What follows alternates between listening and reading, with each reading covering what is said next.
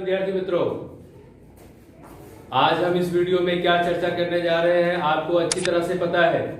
कल मैंने जो आपको कक्षा 12 अर्थशास्त्र विषय के 10 क्वेश्चन दिए थे, 10 प्रश्न पत्र, आज मैं उसका आंसर यहाँ पर देने के लिए आया हूँ।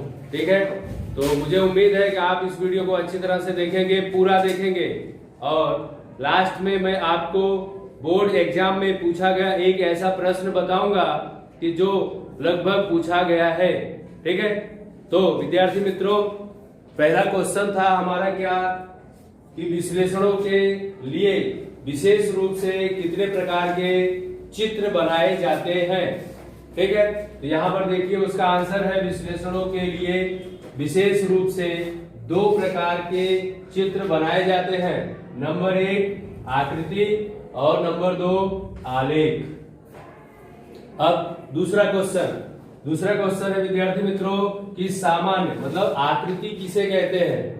तो आकृति की मैं यहाँ पर आपको 2 परिभाषा बताऊंगा। सबसे पहले एक सरल, सामान्य रूप से अवलोकित जानकारी का चित्र द्वारा प्रतिनिधित्व अर्थात आकृति।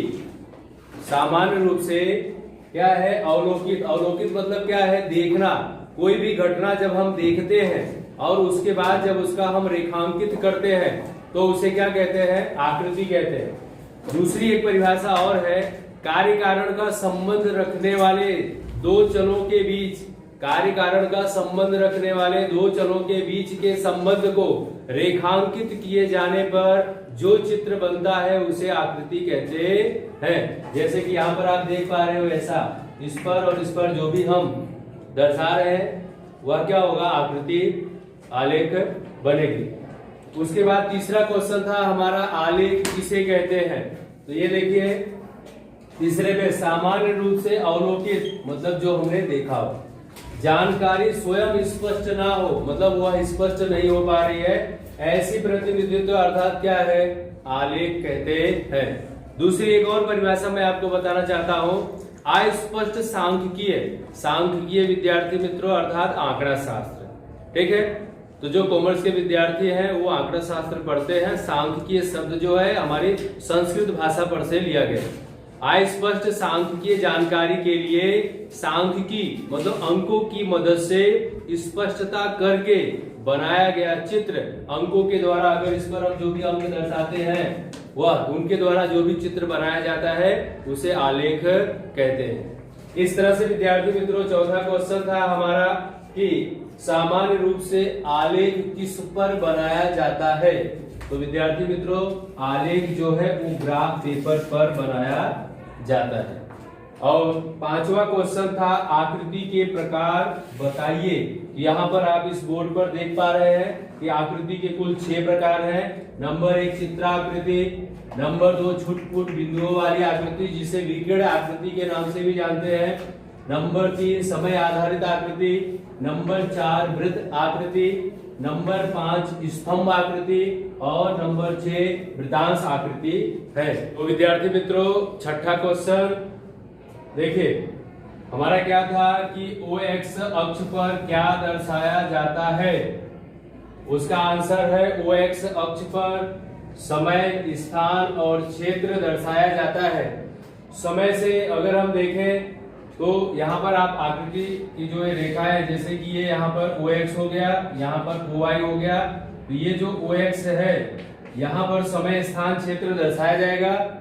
और इसके साथ समय मतलब महीना भी हो सकता है, साल भी हो सकता है, ईस्वी सन 1951, 1991, 2001, 2011, 2000 आगे जो भी है उसके आधार पर। स्थान की हम बात करें तो यहाँ पे भारत है, अमेरिका है, चीन है इत्यादि है।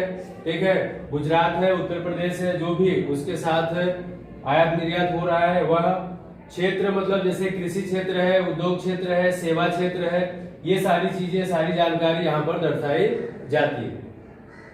अगला क्वेश्चन था हमारा 7वां, OY अक्ष पर क्या दर्शाया जाता है। तो OY अक्ष मतलब ये वाला भाग है, इस पर जन्म दर, मृत्यु दर, गरीबी, अमीरी, बेकारी, ठीक है, साक्षरता का प्रमाण और कोई भी वस्तु का उत्पादन किलोग्राम, क्विंटल, लाख, टन या जो भी प्रतिशत की जानकारी होती है वह सब इस पर दर्शाया जाता है। ठीक। 8वां प्रश्न था हमारा कि आलेख के प्रकार बताइए। आलेख के कितने प्रकार हैं? तो विद्यार्थी मित्रों, आलेख के 3 प्रकार हैं। सबसे पहले नंबर 1 सामयिक श्रेणी के द्वारा रुझान जानने वाला आलेख। नंबर 2 सतत आवृत्ति वितरण रखने वाली जानकारी वाला आलेख। तो इस जो सतत आवृत्ति वितरण वाला है इसके अंदर आप देख पा रहे हैं और भी 4 प्रकार हैं। नंबर 1 स्तंभालेख, नंबर 2 आवृत्ति बहुकोण, नंबर 3 आवृत्ति वक्र और नंबर 4 ये दिया हुआ संचयी आवृत्ति बहुकोण आलेख। ठीक है। नंबर 3 इन दो का तीसरा है यहाँ पर लघु गुणक आधारित आलेख। तो आलेख के इस तरह से मुख्य 3 प्रकार हैं और जो दूसरा है सतत आवृत्ति वाला उसके अंदर 4 भाग दिए हुए।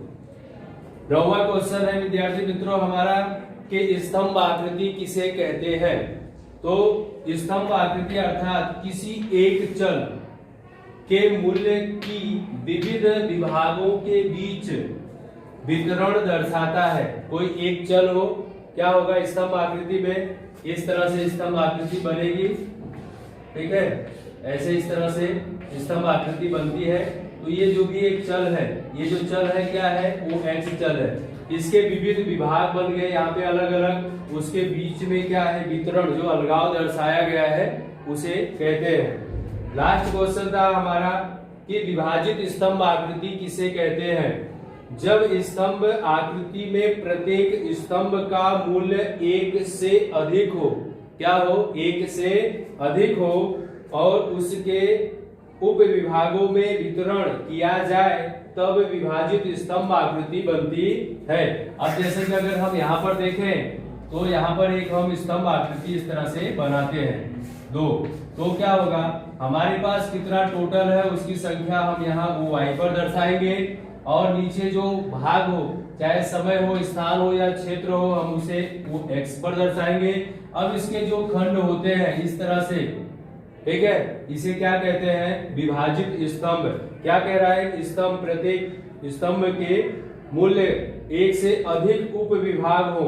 1 से अधिक उप विभाग मतलब यहाँ पे 2 उप विभाग हो गए हैं, यहाँ पर देखो 3 हो गए हैं इस तरह से। ठीक है, तो ये जो इसके अलग अलग उप विभाग खंड हम देख रहे हैं उसे विभाजित स्तंभ आकृति कहते हैं। धन्यवाद।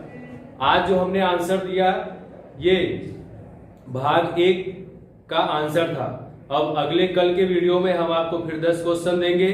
ठीक है, और मैंने अभी शुरू में आपको बताया था कि लास्ट में मैं आपको एक क्वेश्चन ऐसा देने वाला हूं कि जो बोर्ड की एग्जाम में पूछा गया था। तो विद्यार्थी मित्रों, ग्राफ पेपर आलेख किस पर बनाया जाता है? तो ग्राफ पेपर पर बनाया जाता है। ये जो क्वेश्चन है कई बार बोर्ड के एग्जाम में पूछा जा चुका है। धन्यवाद।